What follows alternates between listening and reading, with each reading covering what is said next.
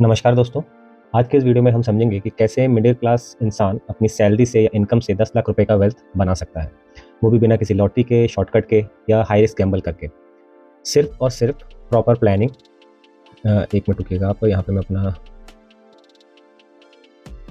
Pen चालू कर लूँ। प्रॉपर प्लानिंग और प्रैक्टिकल नॉलेज की वजह से।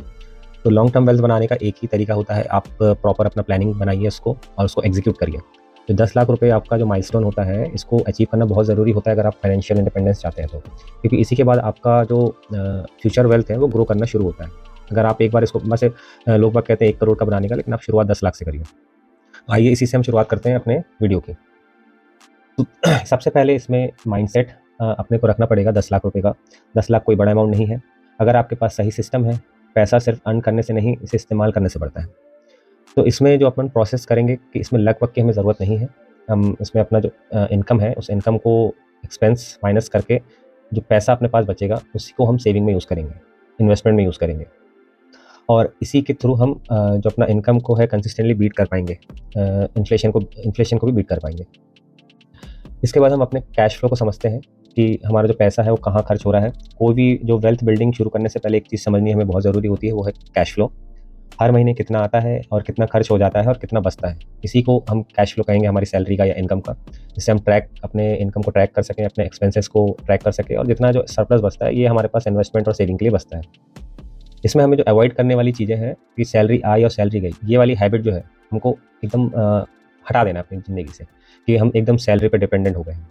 हमारा जो मेन गोल इसमें रहेगा 15 से 25 हज़ार पर मंथ इन्वेस्टमेंट में डालने का, जिसमें हम सेव कर सकें या इन्वेस्ट कर सकें। उसी के अकॉर्डिंग हमारा कैश फ्लो इसमें काम करेगा।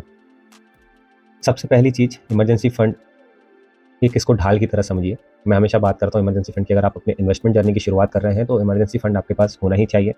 नॉर्मली जो 3 से 6 महीने का एक्सपेंस कवर कर सके, इतना इमरजेंसी फंड तो मिनिमम आपके पास होना चाहिए।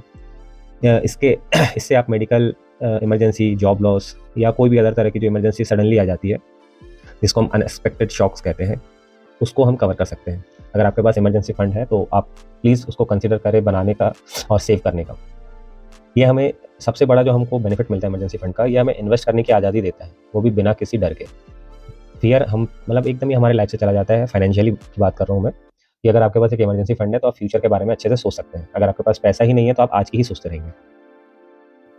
अगली स्लाइड में हम बात करते हैं कि start investing early and consistently. इसका मैं हमेशा जिक्र करता हूँ कि जो कंपाउंडिंग होती है, वो इसका जो मैजिक शो होता है वो लॉन्ग टर्म में हमेशा शो होता है। मान लीजिए कि अगर आप सिर्फ 15,000 पर मंथ, जो हर महीने आपको 12% का रिटर्न देगी, इतने में ये जो आपका इन्वेस्टमेंट है 4.5 साल में आपको 10 लाख तक पहुंचा सकता है। अगर 4.5 से 5.5 साल तक में। तो जो आपका जो जितनी जल्दी आप शुरू करेंगे अपना इन्वेस्टमेंट और कंसिस्टेंट रहेंगे उस चीज़ में, उतना ही ज़्यादा आपका ये गोल अचीव होने में आसानी रहेगी। आप हमेशा फ्यूचर को देख के चलिए, प्रेजेंट में मत सोचिए। प्रेजेंट में आप जितना सोचेंगे उतना ही खर्च करने का आपका मन करेगा। तो सीधी-सीधी सी बात, जैसे आपका पैसा आए उसको ऑटोमेट कर दीजिए। 15,000 पर मंथ किसी भी इंडेक्स फंड टाइप की चीज़ में लगा दीजिए, जो आपको आने वाले 5 से 5.5 साल में आपका जो 10 लाख का माइलस्टोन है वो कंप्लीट करके दे देगा। अगली जो चीज़ें हम बात करते हैं कि सही इन्वेस्टमेंट ऑप्शन को चूज़ करना। अगर आप गलत जगह इन्वेस्टमेंट कर रहे हैं, मान लीजिए आपने 10,000 रुपये से शुरुआत करी और ये पैसा आप पूरा सेविंग अकाउंट में डाल रहे हैं, तो इससे पैसा आपका बढ़ेगा नहीं और घटेगा, क्योंकि सीधी-सी बात है, इन्फ्लेशन आपका पैसा खा जाएगा। तो इन्वेस्टमेंट करने के जो 4 सबसे सिंपल और सुरक्षित तरीके हैं, उसकी मैं बात करता हूँ। तो सबसे पहला आता है इक्विटी म्यूचुअल फंड, जो हम एसआईपी के थ्रू कर सकते हैं। इंडेक्स फंड, जिसकी मैं बात करता हूँ, ईटीएफ वगैरह में आप इसमें कर सकते हैं। निफ्टी 50 या सेंसेक्स का आप इंडेक्स फंड यूज़ कर सकते हैं। लॉन्ग टर्म में अगर आप पैसा बनाना चाहते हैं तो पीपीएफ का यूज़ कर सकते हैं। पीपीएफ उनके लिए सही होता है जिनको रिस्क फ्री रिटर्न चाहिए। सबसे बड़ी बात यह है कि इसका जो रिटर्न मिलता है उस पे आपको कोई टैक्स नहीं देना पड़ता है, प्लस 80सी के अंडर में आपको टैक्स बेनिफिट भी मिलता है 1.5 लाख का।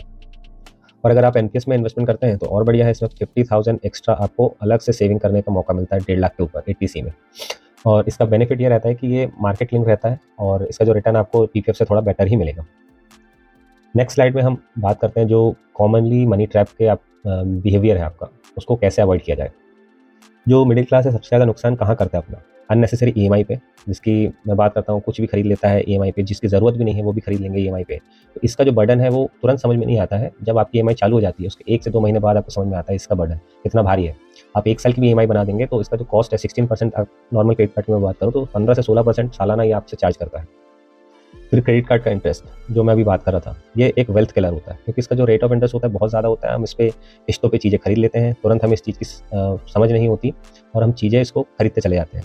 हम अगर इस बिहेवियर को कभी ख़त्म ना कर पाएँ, तो हमारा वेल्थ कभी ख़त्म ही नहीं हो पाएगा, मतलब क्रिएट ही नहीं हो पाएगा। इसके बाद आता है लाइफ़स्टाइल के लिए लोन। अगर हम अपने पर्सनल खर्चों के लिए, जैसे मान लीजिए आपको कोई घड़ी खरीदनी है, कपड़े खरीदने हैं, या जो कार आप अफोर्ड नहीं कर सकते, उस कार के खरीदने के लिए आपने लोन ले लिया, वो भी पर्सनल लोन। पर्सनल लोन का इंटरेस्ट बहुत ज़्यादा हाई होता है।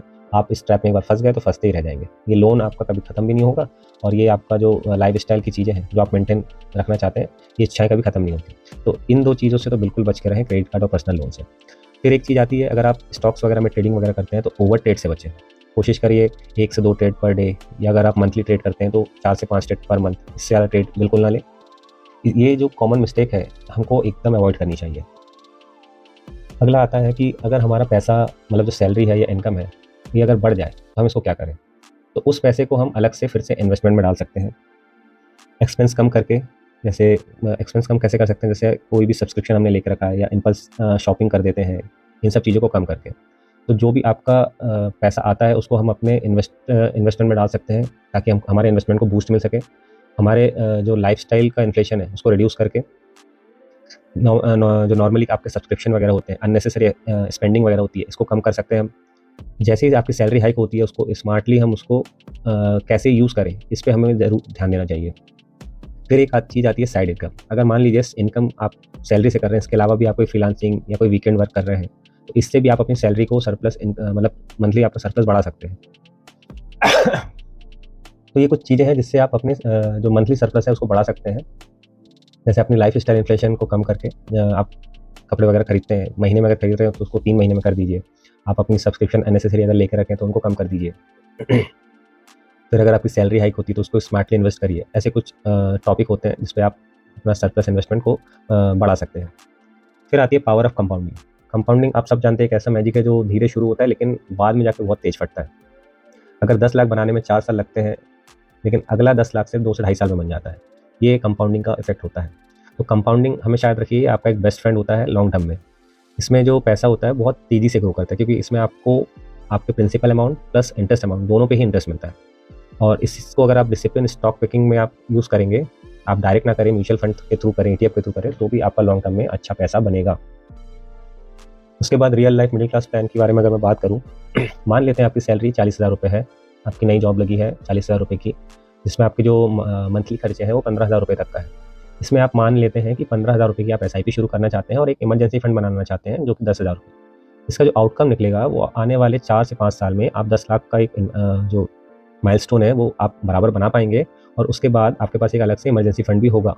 तो प्लीज़ इस बात पे थोड़ा सा ध्यान दीजिए। ये देखने में थोड़ा सरल लगता है, लेकिन जब आप इसको करने जाएंगे ना, तो आपकी बहुत सी इच्छाएं खत्म हो जाती हैं, मार दी जाती हैं खुद के द्वारा। लेकिन अगर ये आप करते रहेंगे तो फ्यूचर में आपको इसका जो रिवॉर्ड मिलेगा वो बहुत ही बढ़िया मिलता है। आप कभी इस चीज़ को आजमा के देखिएगा, आपके बैंक अकाउंट में अगर पैसा रखा दिखेगा आपको, तो आपको खुद अच्छा महसूस होता है। इसके बाद stay consistent through ups and down. Normal सी बात है, अगर हम SIP करते हैं लॉन्ग टर्म के लिए, तो जो टेम्पररी मार्केट का राइज़ और फॉल होता है, हमें उससे बिल्कुल नहीं डरना चाहिए, क्योंकि SIP जो एक्चुअल में होता है, आपको सबको पता है, ये रुपी कॉस्ट एवरेज पे बेस्ड होता है। अगर आप फॉलिंग मार्केट में इसको बाय करते हैं तो आपका जो एवरेज बाइंग प्राइस है वो और नीचे पे मिलता जाता है आपको। उसके बाद जब आपका म्यूचुअल फंड बढ़ता है तो आपका जो इनिशियल नीचे में खरीदे हुए जितने भी आपके यूनिट्स हैं वो तेज़ी से बढ़ते हैं फिर, और वैसे ही आप जितने ऊपर खरीदते जाएंगे उतना आपको ज़्यादा पैसा पे करना पड़ता है। लेकिन लॉन्ग टर्म में ये आपका सारा जो पैसा है एवरेज आउट कर देता है एक नॉर्मल प्राइस पे। कभी भी पैनिक सेलिंग ना करें। पैनिक सेलिंग, जैसे कभी मार्केट क्रैश की आप बात सुन रहे हैं, जैसे कोविड में आया था, कई लोगों ने अपना पैसा निकाल लिया। ऐसी पैनिक सेलिंग बिल्कुल ना करें। आने वाले कोविड के बाद जो रिकवरी आई थी वो ऑलमोस्ट 100% तक की आ गई थी। निफ्टी सिर्फ मैं बता रहा हूँ, बाकी दूसरे अगर सिंगल स्टॉक्स की बात करूँ तो उसमें तो 100-200% तक के रिटर्न गए हैं। इसके बाद हमेशा अपना पोर्टफोलियो को रिव्यू करते रहें 6 से 12 महीने में। हालांकि इसकी ज़रूरत आपको म्यूचुअल फंड में नहीं पड़ेगी, क्योंकि उसमें आपका जो रुपी कॉस्ट एवरेजिंग काम करती है, तो आपका जो पूरा पैसा है बराबर काम पे रहता है। और उसमें सबसे बड़ी अच्छी चीज़ ये होती है कि आपका जो पैसा है एक PMS जो प्रॉपर पोर्टफोलियो मैनेजर होते हैं वो आपका पैसा देख रेख करते हैं। तो ओवरऑल आपको 12 से 13% का एवरेज रिटर्न लॉन्ग टर्म में मिल ही जाता है। इसके बाद जो मैं बात करता हूँ 10 लाख सिर्फ एक शुरुआत है। ये आपका रिवॉर्ड मिलेगा आने वाले 4 से 5 साल में। The first 10 lakh take the longest. जिसकी मैं बात कर रहा था। शुरुआत के जो 10 लाख हैं इसको बनने में ही समय लगता है, लेकिन उसके बाद जो आने वाला 10 लाख है ना, उसके बाद जो 10 लाख बनेगा उसी कंपाउंडिंग के भरोसे ये आपका बहुत जल्दी बनता है। आप कभी भी आज़मा के देखिएगा, शुरू के 10 लाख बनाने में आपको जितना समय लगता है, आने वाले 10 लाख बनाने में उतना समय बिल्कुल नहीं लगेगा और उसका आधा ना लगे। उसके बाद जो सबसे बड़ी चीज़ है, स्टार्ट टुडे। जितनी जल्दी आप शुरू करेंगे, फ्यूचर उतनी जल्दी आपका सिक्योर रहेगा। अगर आपको ये वीडियो हेल्पफुल लगी हो तो इसे लाइक करें, शेयर ज़रूर करें, क्योंकि हो सकता है किसी की फाइनेंशियल जर्नी इसी वीडियो से शुरू हो जाए। चैनल को सब्सक्राइब कर लेना, क्योंकि आगे हम ऐसे ही प्रैक्टिकल फाइनेंस वीडियो लेकर आते रहेंगे। मिलते हैं नेक्स्ट वीडियो में, और याद रखिए आपकी वेल्थ कल नहीं आज से शुरू होती है। Thank you.